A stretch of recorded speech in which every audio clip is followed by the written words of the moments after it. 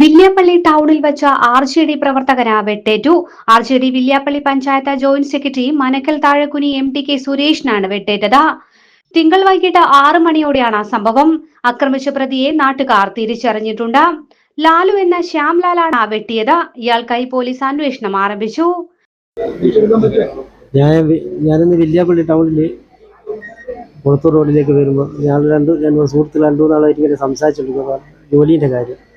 അപ്പോൾ പിറകിൽ വന്നിട്ട് ഈ ലാലു എന്ന് പറയുന്ന ഒരു വലിയ വാളെടുത്ത് വീശി, പിന്നെ അത് അടിയാണ്. അങ്ങനെ ഒരു കാരണവുമില്ല. പിന്നെ ഞാൻ കൊല്ലുമെന്ന് പറഞ്ഞിട്ടാണ് അടിക്കുന്നത്. അത് 4-5 മാസം മുമ്പ് എൻ്റെ വീട്ടിലും വന്ന് ഇതുപോലെ അക്രമം നടത്തിയിരുന്നു.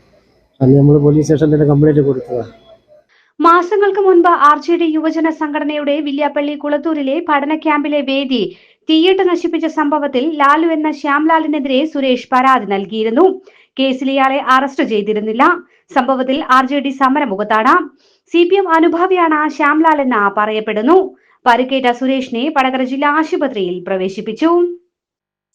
ഇന്ന് വൈകുന്നേരം 5:30 മണിക്ക് വില്യാപ്പള്ളി ടൗണിൽ വെച്ച് ആർ.ജെ.ഡിയുടെ വില്യാപ്പള്ളി പഞ്ചായത്ത് കമ്മിറ്റിയുടെ സെക്രട്ടറി എം.ടി.കെ സുരേഷിനെ പുലേര് താഴക്കുനി ഷംലാൽ,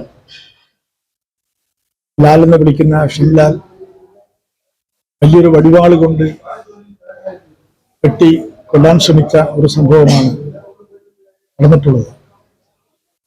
വാളുകൊണ്ട് വെട്ടുമ്പോൾ കൈകൊണ്ട് തടഞ്ഞതിന്റെ ഫലമായി വാള് നിലത്ത് വീണതിന്റെ ഫലമായി വളരെ മാരകമായ പരിക്ക് ഒഴിവാക്കപ്പെട്ടു. പക്ഷെ ആ വാള് വീണ്ടും എടുത്ത് അദ്ദേഹത്തിന്റെ തലക്ക് അടിച്ചു. ഇവിടെ വന്ന് പരിശോധിച്ചപ്പോൾ ചെറിയ ചില പ്രശ്നങ്ങളുണ്ട്.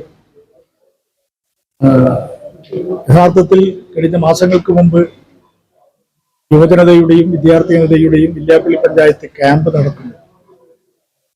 തലേന്ന് രാത്രി അവിടെ പന്തലും കസേരകളും ഒക്കെ കത്തിച്ച ഒരു സംഭവം നടക്കുകയാണ്.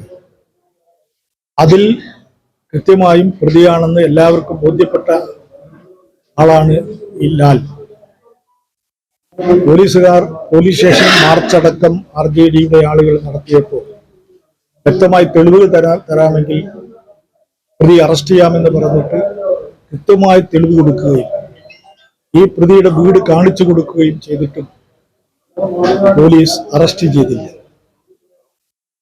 യഥാർത്ഥത്തിൽ അന്ന് ആ കേസ് ഗൗരവമായെടുത്ത് പ്രതികളെ അറസ്റ്റ് ചെയ്തിരുന്നുവെങ്കിൽ ആഭ്യന്തര വകുപ്പ് അല്ലെങ്കിൽ പോലീസ് ഒരു നിസ്സംഗത കാണിച്ചതിന്റെ ഫലമായിട്ടാണ് അതിലെ പ്രതി വീണ്ടും നിങ്ങളുടെ പാർട്ടി പ്രവർത്തകന്മാരെ അറ്റാക്ക് ചെയ്തിട്ടുള്ള സാഹചര്യം ഉണ്ടായിട്ടുള്ളത്. പോലീസിന്റെ അനാസ്ഥയാണ് ഈ സംഭവത്തിന്റെ സാഹചര്യം ഒരുക്കിയിട്ടുള്ളത്. അന്ന് തന്നെ ഞങ്ങൾ പറഞ്ഞു, വില്യാപ്പള്ളിയിലെ ക്രമസമാധാനം തകർക്കാനുള്ള വലിയൊരു ഗൂഢാലോചന പല ഓപ്പറേഷനിൽ പങ്കെടുക്കുന്ന ഒരു പ്രതിയാണ് എന്ന് ഞങ്ങൾ പറഞ്ഞിട്ടും ഗൗരവമായി എടുത്തിട്ടില്ല.